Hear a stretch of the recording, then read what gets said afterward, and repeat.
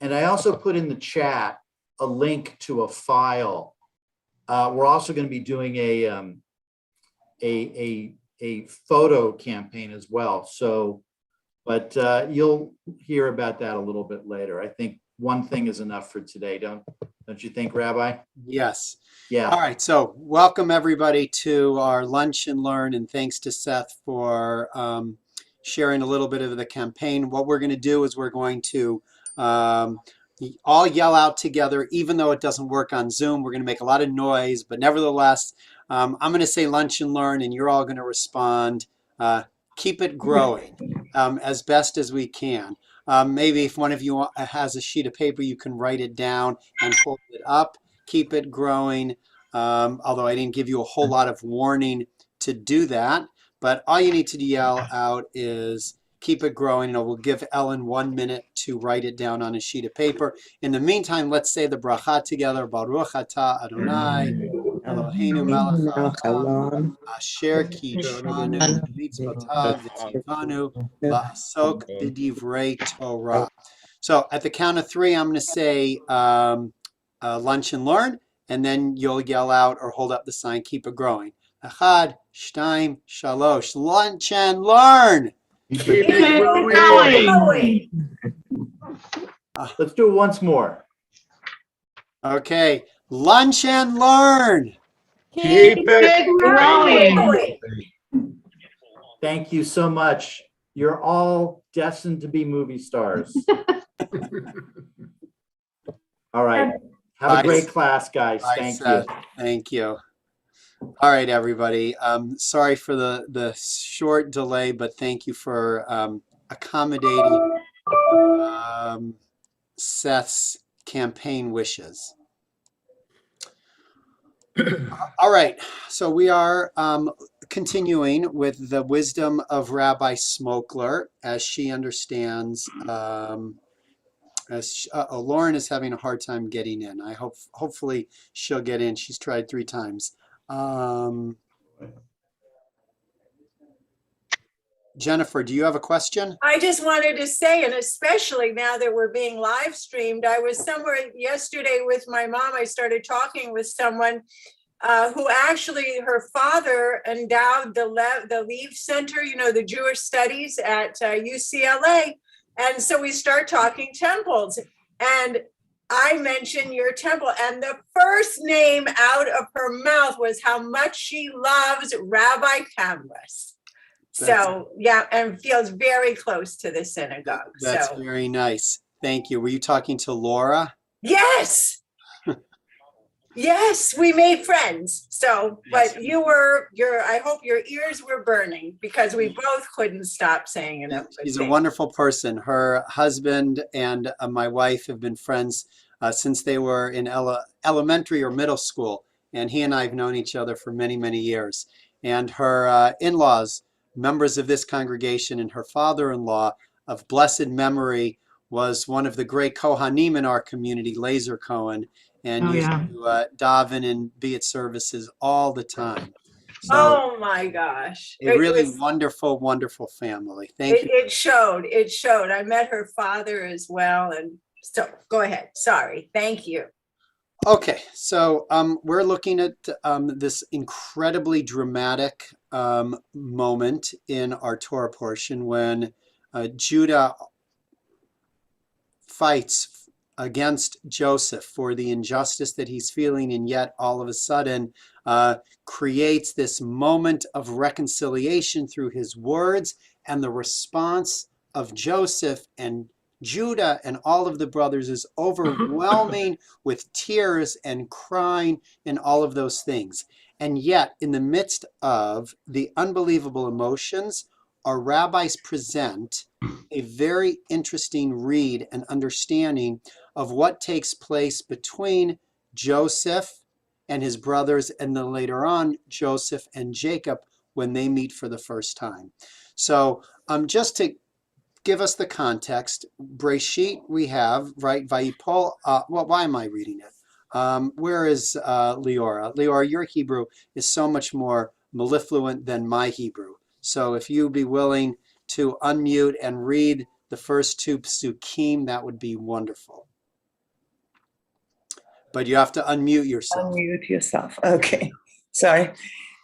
ויפול על צווארי בנימין אחיו, ויברך, ובנימין בכה על צוואריו. וישק לכל אחיו,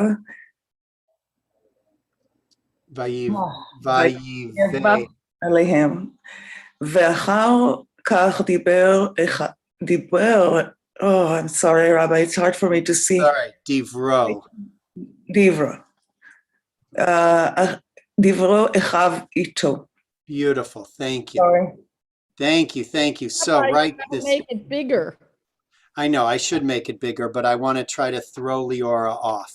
That's my goal in life. It's okay. It's fine. Is to challenge each and every one of you in your own way. So, right, he falls on his brother Benjamin's neck, he kisses, they weep, and afterwards they connect to one another. One can feel the emotions in that moment. Then if you jump a little bit further along in the Torah, you have the reconciliation of Jacob and Joseph. And as we read this verse, I want you to look at it very, very carefully. And I want you to notice if anything is unusual, which obviously it is, because I am asking you to point, to look at it closely. So what is it? It's I'll read it, Leora, because it's closer to me, so it's easier for me to see. Thank you. Vayasor Yosef Markavato, Vayali Krot Yisrael Aviv Goshna, Vayir Elav Vayipol Al Tzivarav, Vayivek Al Tzivarav Od. Yeah. Joseph harnessed his chariot. He went up to meet Israel, his father, to Goshen, and he appeared to him, and he fell on his neck, and he wept on his neck for a long time. That's the verse. George, what's Okay. going on in that verse, George? Well, the second one, can you hear me? Am I okay? Yes, we can hear you. Okay, well, the idea was that Jacob was reciting the Shema and you can't be disturbed. You have to finish. Where do you see that in the verse? No. Well, Jacob, okay, fell on Joseph's neck. Wait a second. Just don't read the Rashi yet. Don't go to the Rashi Okay, quite yet. okay. Just He read. went to meet Israel, appeared before him, and he fell upon his neck. So Joseph is falling on his father's neck and weeping, but there's no response because he's reciting, allegedly, he's reciting the Shema and has to finish. Okay, so skip the second part because the second part obviously isn't in the text itself. It's in the Midrash that we're going to read in a minute from Rashi. But I think the first part of what you said is important. Yeah. What you noticed, George, is that it appears as if Joseph is the one who is doing all of the weeping and falling, and Jacob is silent. There's no response by Jacob. Great, George. Thank you. Yeah. Jill. Well, it sounds like there's a lot being read into this, in my opinion. But what I hear from the English, now again, it may not be a great translation, is first of all, he's falling on his neck, which is a really odd way of saying that he was hugging him or he was kissing him it just seems very odd from an English standpoint that he's falling on his neck. That's one thing. The second thing is he meets him.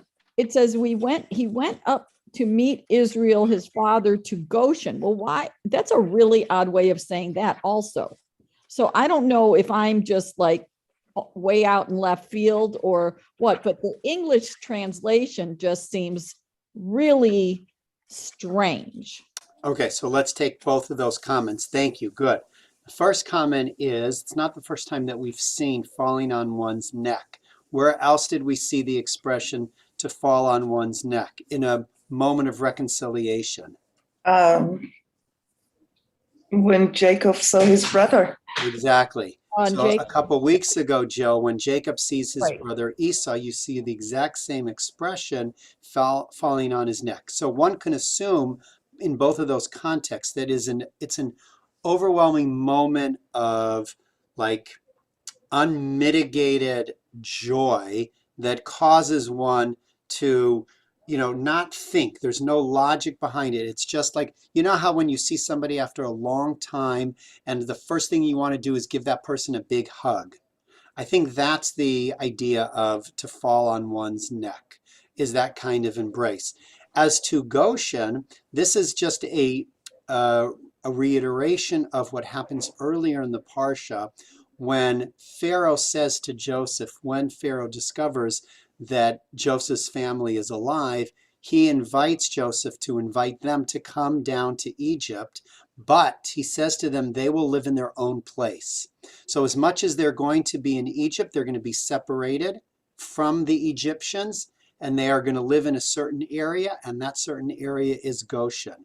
So this is to emphasize that Joseph, out of respect for his father, is actually traveling from his palace in Egypt, wherever it is that he's located, and going to the place that his father is going to be dwelling along with his brothers in that particular spot in Egypt.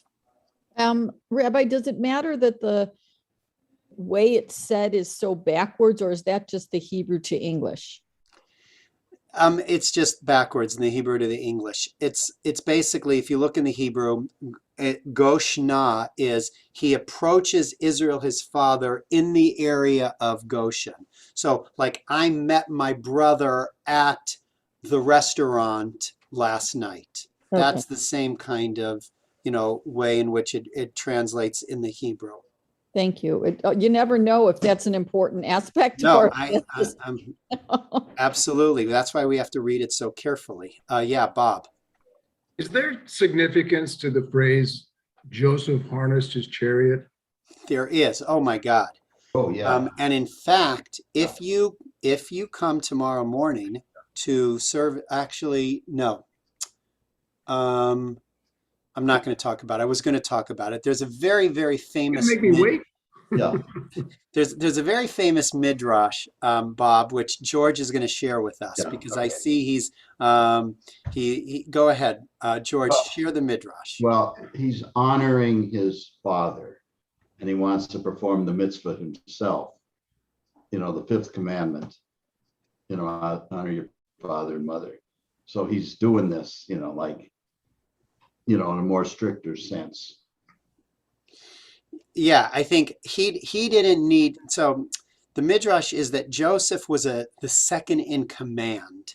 Yeah. And Joseph doesn't harness his own chariot. He has people to harness his own chariot. But the fact that he harnessed his own chariot was to say he was so overwhelmed by his duty to his father. Now, parenthetically, we can say, if he was so overwhelmed by his duty to his father, where in the last 20 years was he to go and say to his father, hey, Pops, I'm still alive, and I'm actually number 2, things are great. Why didn't he do that?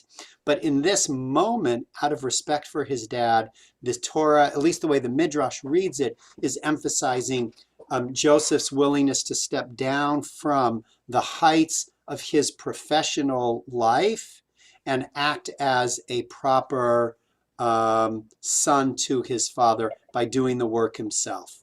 Really good, Bob. I'm glad you noted that. Okay, I saw Ellen, and then Jennifer, and then Neil.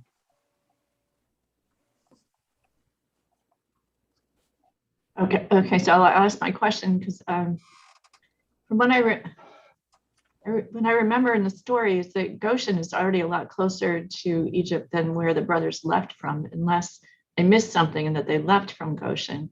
So it suggests to me that Jacob and his family came closer to Egypt, not just the brothers. So I think I missed where the whole family went down to Egypt. Yeah, I think you may be right. I don't remember that exactly, but maybe Goshen is on the border of, Israel and Egypt. So that may very well be. Jennifer. I just wondered, is there any significance to the fact, rather than the text says he went up to meet Israel, his father, to Goshen, and he appeared to him rather than, and he saw him.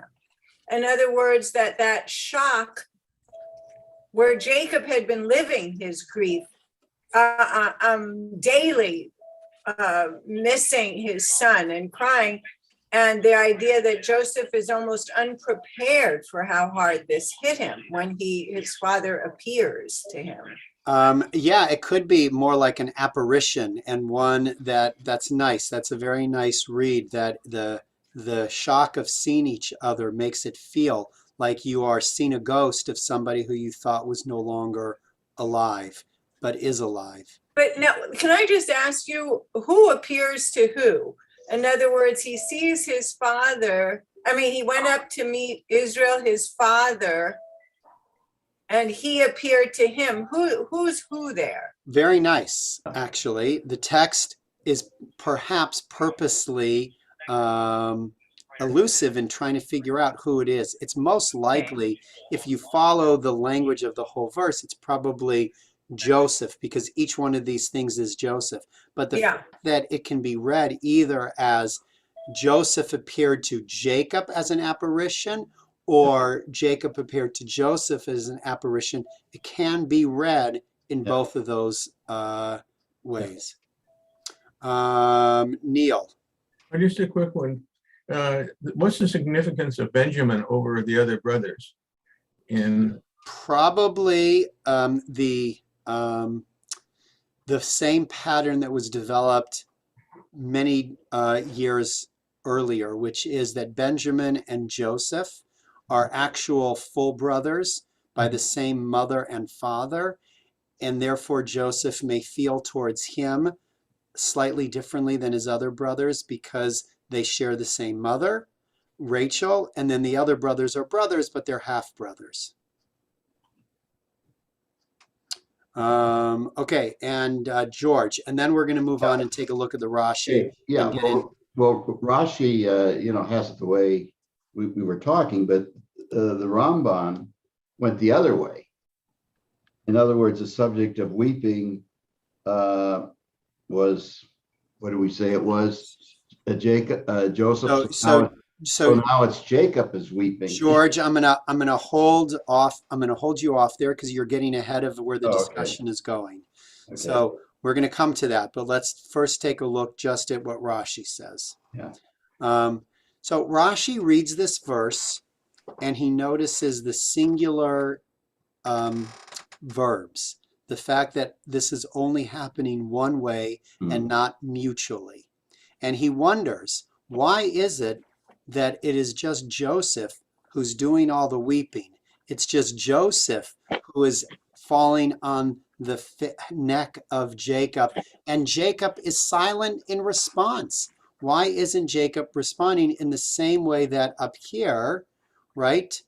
The brothers, it's mutual.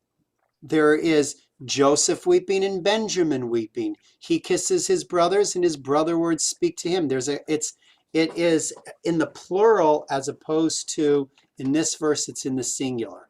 And so Rashi says something based upon the Midrash, which is very, very interesting. And I want to ask you, what do you think about it? Rashi says, right, according to V'amru Rabotenu, our sages taught us, Shehaya Koreh, that you can read this as Bal Yaakov lo nafal atzivarav Yosef, that Jacob Dafka does not fall on the neck of his son Joseph. Velo nashku, he doesn't kiss him. Why? Because Koreh et Shema. Unfortunately, the Hebrew got a little bit misplaced. But Jacob doesn't fall because he's busy reciting the Shema. So just what's going on there? What the heck is Rashi doing? What were the rabbis teaching? What were they trying to get at in this verse that they would offer such an odd comment about Jacob's response, having not seen his son and believing that his son was dead? Why would he be reciting the Shema and not crying in return? Stu, go ahead. There's got to be such an incredible mix of emotions there. I mean, I would think anger has to be a piece of it too. You alluded to this earlier. You're away for 20 years. You gave no signal of being alive. So there's a happiness mixed with anger. Maybe Rashi's thinking, sometimes when our emotions are pulling us in different directions, we need a moment of contemplation and peace before we talk and act. And this would certainly, to me, seem like one of those moments. Beautiful answer, right? Teaching us an important lesson, the last comment that Stu made. When we are overcome by a range of emotions, they could be anger, they could be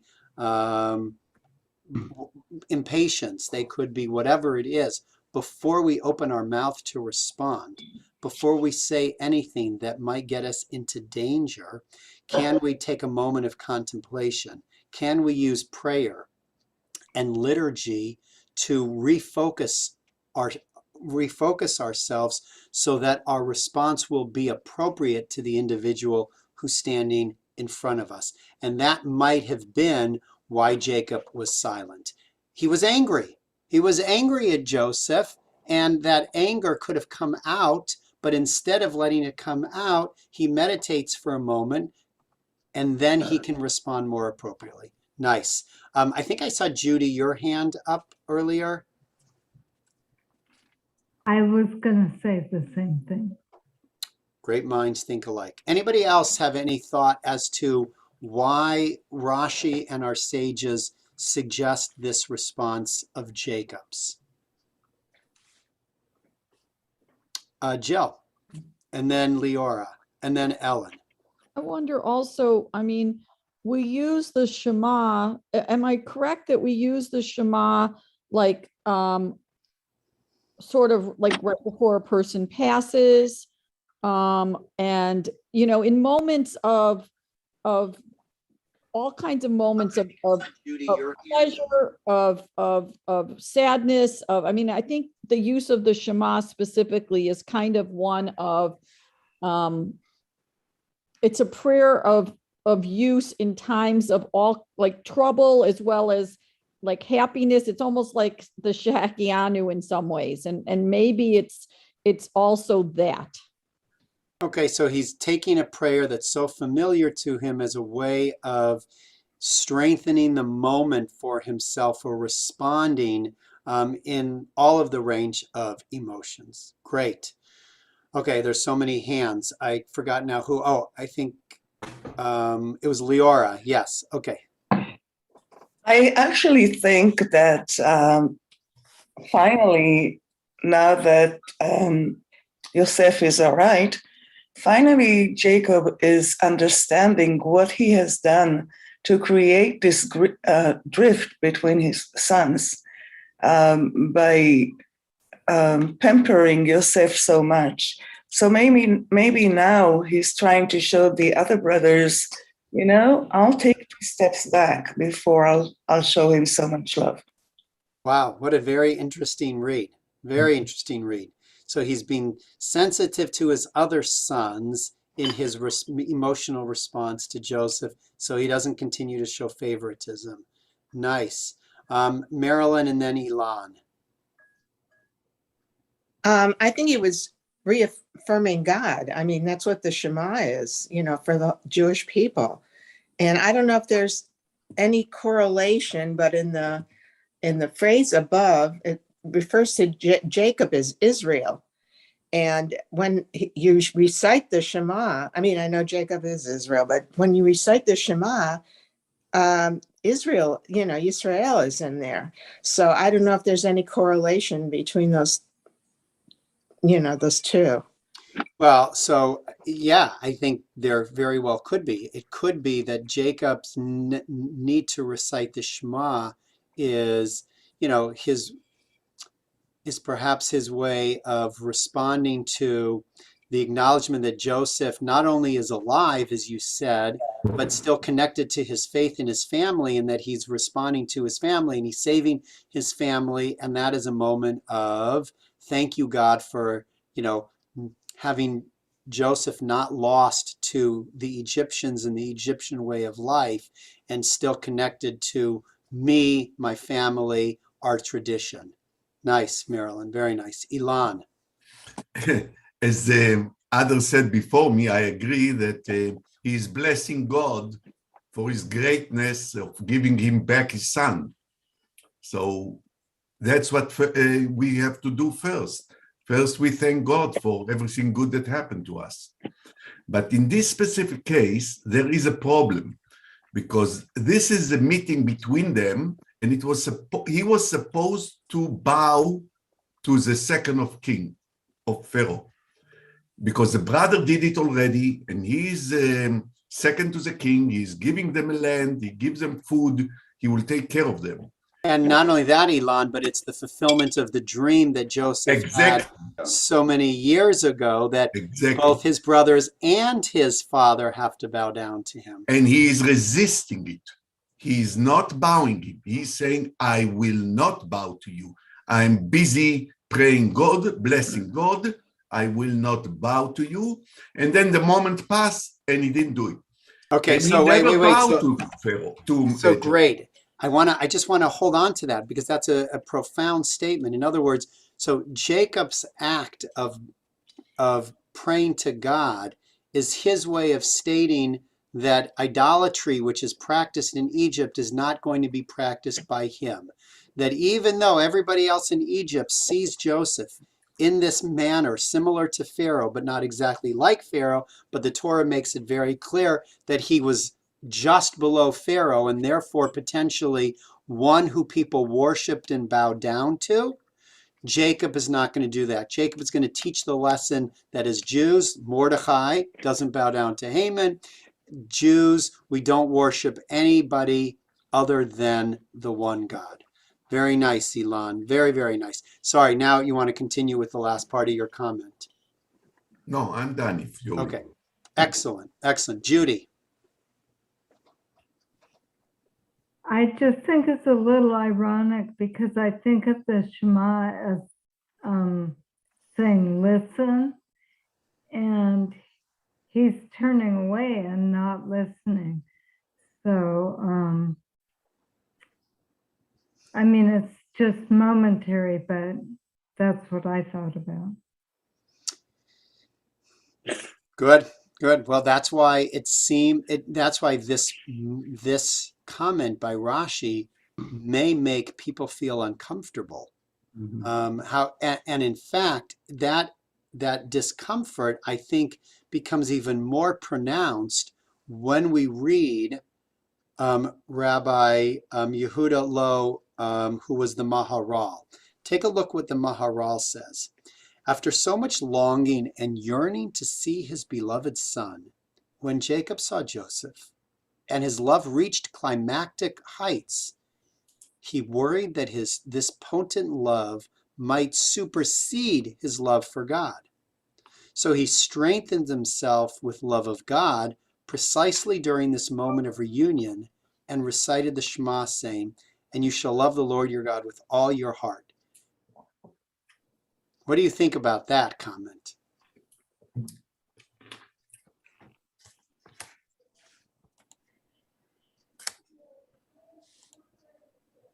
Judy? And then Well, Rachel. if we're all created in God's image, then loving your son is also loving God. Good. So we would approach it, Judy would approach it very different than the Maharal, right? Judy would say, as Judy just did say, that the face of God appears in the face of Joseph. And Jacob responding to not seeing his son after so many years wouldn't be a slap in the face of God. It would be very much the antithesis. It would be confirming God's presence by hugging Joseph and responding in that manner. So it seems like the Maharal's understanding doesn't sit well. Okay, Rachel and then Ellen Brennglass, not Ellen Cervantes. Thanks, Rabbi. I mean, I guess it depends, because kind of, I guess, rolling off of Judy's insightful comment, I was thinking to myself, well, what does it mean for Yaakov to say that he loves God? Like, is that something, that's demonstrable or strictly an emotional experience? Because if it's demonstrated in actions, then yeah, why not being thankful that Adonai Hashem restored your son you thought was dead to you, almost reminiscent of Abraham with, Isaac, in terms of believing, here's the son I didn't even think I was going to get to have. I got the son, and now I'm supposed to relinquish the son, but hey, maybe it'll, my son will be restored to me somehow. And, obviously we know what happens. So I guess I see maybe where embracing and loving of the son could be the showing love. And so, I guess reciting and remembering Shema wouldn't necessarily be something to say, oh, I better do this to demonstrate my love, when other actions can do that. Exactly. Good. So reconfirming the strangeness of such a comment. Thank you. Ellen. The only thing I'm wondering, it never says that he's reciting Shema. It's just a silence. And it's Rashi who's saying, well, that's why he's saying the Shema. We don't really even know if that's the truth. Exactly. So very important point. The fact is the text does not tell us that Jacob was doing anything such as writing the Shema. It's the rabbis who read into that silence, as Ellen emphasized, that he must be doing something else. Because if he's not responding to his son, then therefore, what else might he be doing? And for them, it is reciting the Shema. Because for the Maharal, the point is that we don't want the love of even a child who we haven't seen in 20 years to supersede the love that we have for God. That should be our deepest and greatest focus. And the fear, maybe the Maharal is saying, is that Jacob gets so caught up in his love of his son that he loses sight of the primary obligation of a human being, which is to first and foremost love God. And that, I think, is where Rachel and Judy and others feel slightly askance, a slight disconnect in that. Jill. Actually, I think you just said it. I have a really hard time with the fact that the rabbis are just adding to the Torah. I know we're not supposed to read the Torah literally. At the same time, just kind of adding to it that way feels like they're just making up. It's more of a, it's very much a midrash. Well, yeah, exactly. You have to remember that the rabbis, the sages, are always reading into the text. That's the beauty of the way that Judaism reads the tradition, is to apply the midrashic art form to teasing out other hidden messages that the Torah may be alluding to that are not just simply written in the pshat of the text. So let's possible, Rabbi, that when it's saying he, that it isn't necessarily saying that Jacob did not respond, because is it possible that one of those he's is Jacob? It is, but the simple reading of the text makes it appear as if Joseph is the one who's doing all of the, crying and hugging, and Jacob is just standing there stoically. That's probably the best way to read the text. Neil. Well, with Jacob being so stoic, you wondered with Joseph missing, did Jacob ever send out any people to look for Joseph when he was gone? There was no need. He was thought to be dead. Exactly. So as Matt said, why would he need to do that if he assumed that Joseph was dead? It would make no sense. The opposite would make sense, which we talked about a little earlier, which is Joseph's responsibility to his father to actually tell him that he's alive. But from Jacob's perspective, Jacob, the brothers came, showed him the coat, and therefore he assumed he was dead. Although, Neil, there is a midrash that says just that. There are commentators that say Jacob never gave up hope. Jacob never really truly believed that his son had died. Stu, and then we're going to take a look at the Sfat Emet.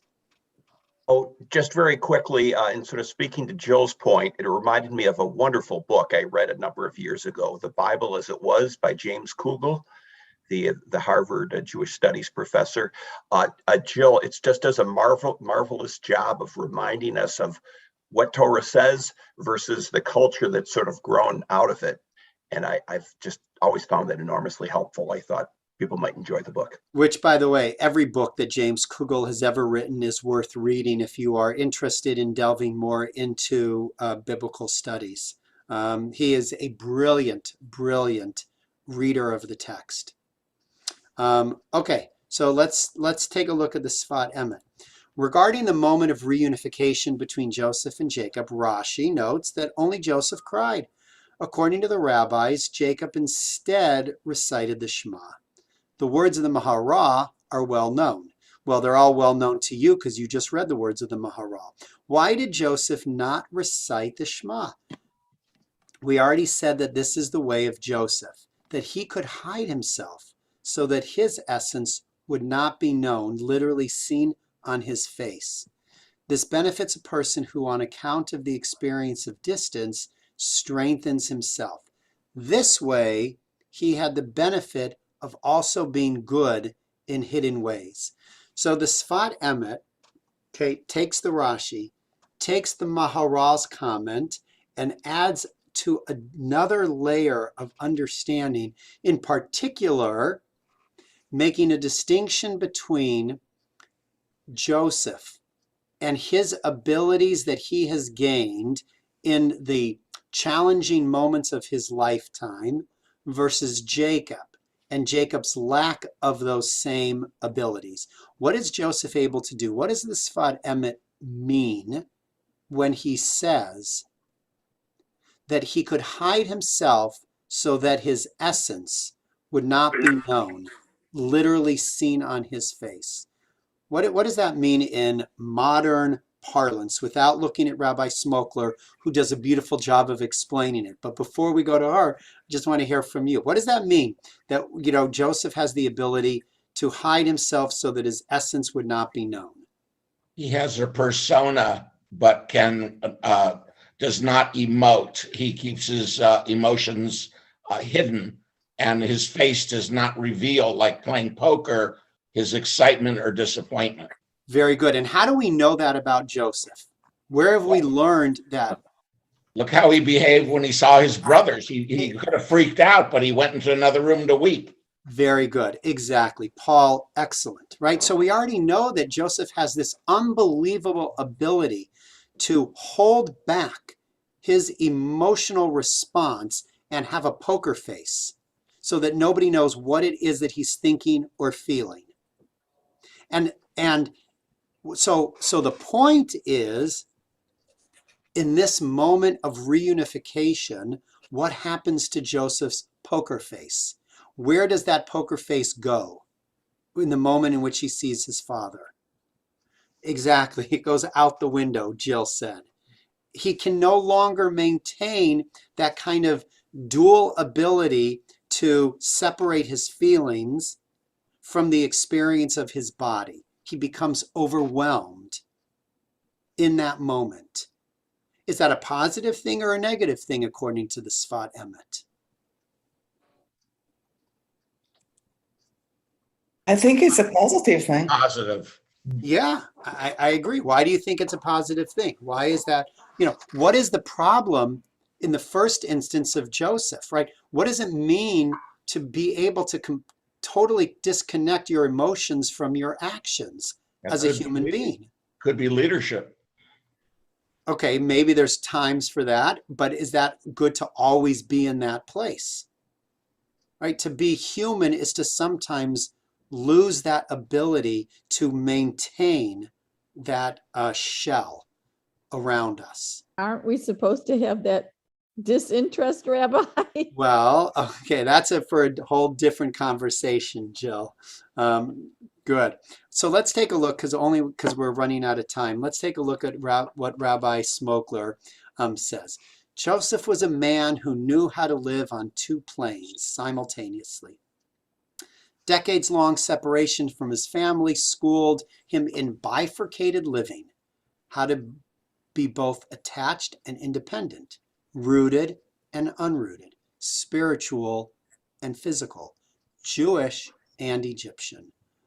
All of that time hiding his identity helped him cultivate a multiplicity of identities and an ability to juggle them, to be known and yet unknown, to be in contemporary parlance a code switcher. For better and for worse, he learned how to be in more than one place at once. He learned how to speak to God and to human beings at the same time. So yes, Joseph did pray just like his pious father, but he did so in a characteristically hidden way, b'derech haseter. So what does Rabbi Smokler add to the experiences that we're understanding of both Jacob and Joseph in this moment of reconciliation? How does this give us a fuller picture of the emotional stance of both of them? Ruth Ann. Whoops. No, Ruth Ann, you just muted yourself. You were unmuted. Okay, it's pretty bold of me because I just joined the class, but it reminds me of what it means to be civilized in a civilized nation situation. You don't just go with your emotional response. Okay, so to hopefully, we're going full circle back to the very beginning of the class when I don't even remember now who it was, who said sometimes, right, we have to, it was Stu. It was Stu who said, sometimes we need prayer in order to be able to frame how we should best respond.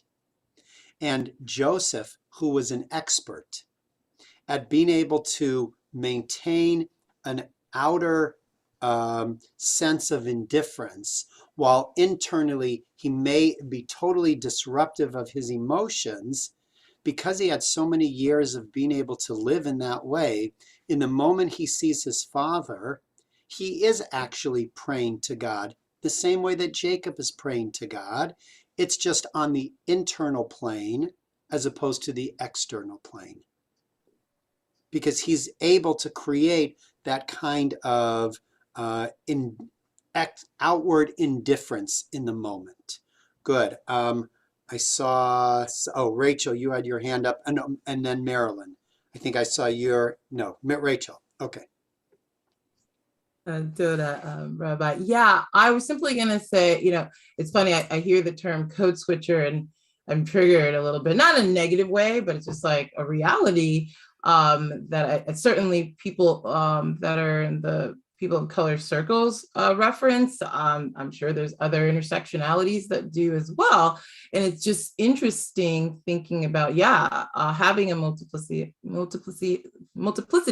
of identities and doing that. So, thinking about what Rabbi Smokler has said here makes me kind of see Joseph as being highly emotionally intelligent, since it sounds, at least how I'm interpreting these words, like someone who's gone through things, matured to where, he kind of has discernment about how to emote or not in various scenarios and engage with the divine and humans in various scenarios.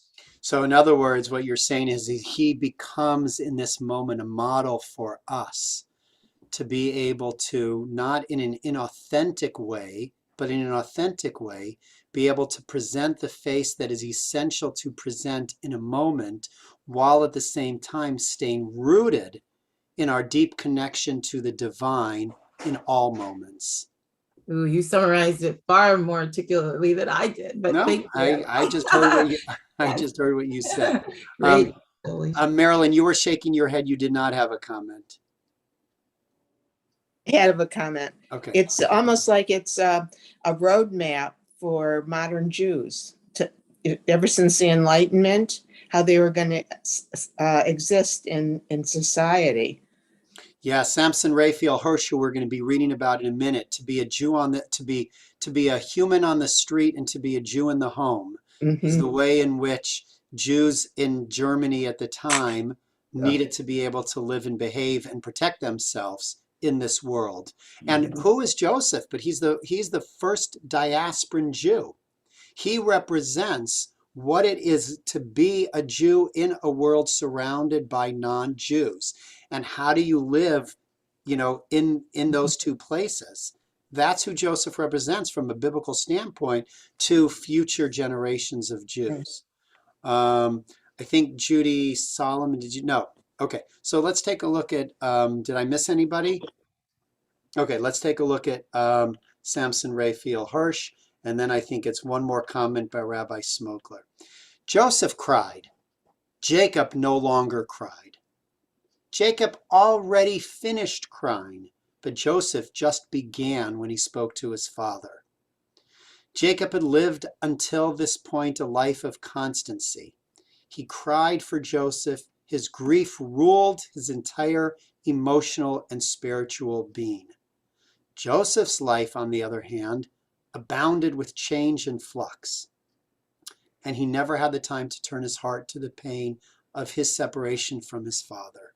He was always preoccupied with the present. Only now, at the moment,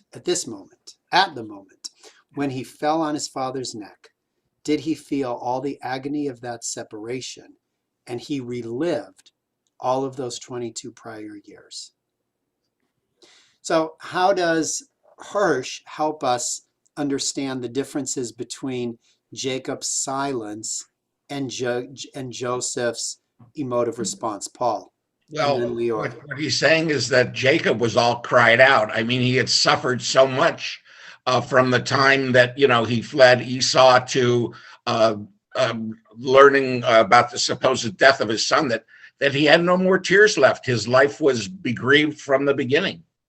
Great. And therefore, to not emote in that moment and instead to replace his emotions with thanksgiving to God, as one of you said earlier, a response to God, feeling the gratitude of being reconciled with his son, became his overwhelming response, because he was cried out.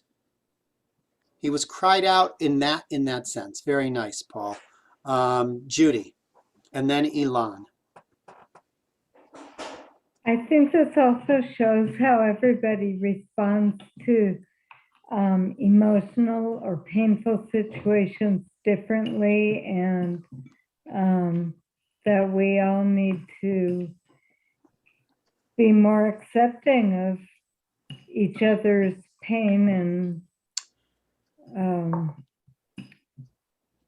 Judy, what an important comment. It is oftentimes the case that when we share something with another person, we have in our mind a response that we want to see by that other person, a response that we almost expect to see in that other person.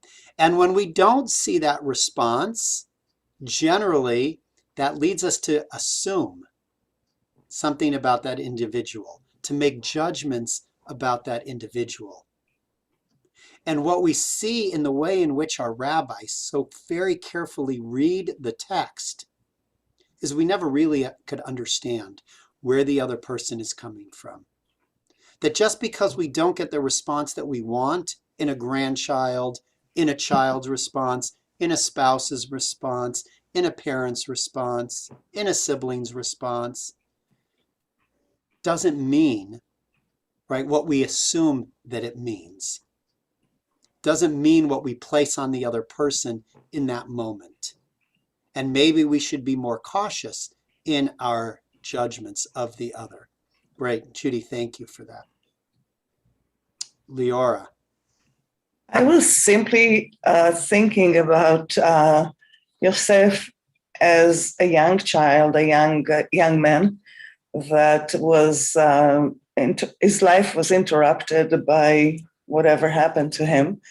And after 22 years of being in a jail, I don't think his first thing was, let me go find my father and my brother. I think his first thought will be, let me try to make my life meaningful. And I really don't think that seeking for his family was the main thing, especially when you see how young children are responding to certain things in life. For sure. I mean, it's very easy from a psychological perspective to block out certain traumatic events that took place in one's younger life in order to be able to cope in the present. And one could argue, as Leora is doing, is that Joseph is the classic example of sublimating certain things in order to be able to live fully in the present. And then a traumatic experience happens, which breaks the floodgates. Right? The dam is now breached, and all of those 22 years of emotion come out. Jacob didn't have that. Jacob lived in that moment of loss over and over and over and over again. And therefore his response, as Rabbi Smokler says, what a poignant counter narrative is presented here. Jacob did not cry because he had spent his entire life crying. There were simply no more tears left to shed, having spent so many years weeping over his unbearable loss. The shocking reunion with his son was for him the blessed culmination of a treacherous emotional process that had run him dry. The Shema was thus not a denial of emotion, but an expression of gratitude. For Joseph, though, whose recent life of luxury in Egypt helped distract him from his own traumatic break from his family, the reunion marked just the beginning. It was the rupture that he needed to awaken fully to his emotional recovery. The tears flowed because they had been stymied until now. The story of Joseph's tears and Jacob's dry eyes then is not necessarily a story of the sacrifice of emotions per se, but is rather a meditation on the many pathways people take to cope with and to heal from pain. Yeah. Closing thoughts and ideas. She's amazing, isn't she, Rabbi Smokler? So brilliant in the way that she could take these texts and turn them into such important lessons for our own emotional well-being.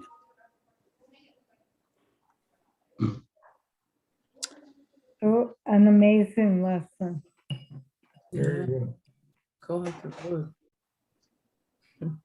I do wonder, since I don't know, if there's a midrash on it, but like all those years that Joseph was incarcerated, like, do you think he had time to process some things then, but maybe still was in the present? Like, when am I going to get out of here? I did the right thing, and here I am. And then when the prompt, he interpreted the dreams and thought he was going to get out then, like, oh. Well, at some point, I think he comes to the realization that part of the reason he is in the place that he is in is because of his own doing. Okay. The way in which he behaved towards his father and his brothers, there are consequences to one's actions. And he comes to that realization just as Judah, in the story that we read last week, in the parenthetical story, came to it with Tamar. I wonder if Jacob's the only one who doesn't fully ever come to the realization that, his actions have significant consequences. But Joseph, it seems, does, and finally can come to heal from all of that in this moment. The Torah also says that God was with Joseph even in prison. That's true. And so he sustained him. Just regarding Rabbi Smokler, I don't even know what you can say after you read that. I mean, it's all right there. There's nothing left to comment on. Yeah, she really is. I'm so glad that I am learning from her and able to take her teachings and share them with all of you in a way that I think, I don't take the whole of her teachings because it's long and it's complicated and there's just too much to do in an hour. So I try to, whittle out enough to be able to, give us a sense of how we can interpret the text and understand the Sfat Emet and learn from, the wisdom of our tradition. You've done a great job doing it. Yes. So listen, I'm going to be taking a break. We won't be together again until March, but Lunch and Learn is taking place. I want you to know we have some teachers lined up starting next week. There probably will be 2 weeks in the end of December around winter break that may not happen, but we'll for sure know that. But we have a bunch of different teachers who are coming in to teach, and hopefully you'll stay with and stick with the class, and I'll be back in mid-March to continue learning and teaching the Sfat Emet with all of you. So it's so Thank you. bittersweet because of course you deserve it and earned it, but yeah, we'll miss you. So that's awesome. Enjoy. Yeah, Miss you a lot. Miss you a lot. Yes, enjoy. Yes. thank you all. Thank you. I have. I want you to know there's. She's not here now, but there's a woman who comes on to class often, and I think she most often does it by live stream. And she's not from our community. She lives out of state, and she was saying to her son, who I happen to know, that she is always struck after every class by the wisdom and learning of the group of people who attend Lunch and Learn. She says the high level of learning that it clearly goes on here in our community is reflected in the incredible comments made by each of you. So kol hakavod for bringing such wisdom to our learning together, and look forward to seeing all of you back at Lunch and Learn with me in March, hopefully next week with whoever is teaching it. Thank you, Rabbi. Thank you. Have a wonderful sabbatical. Shabbat Thank you.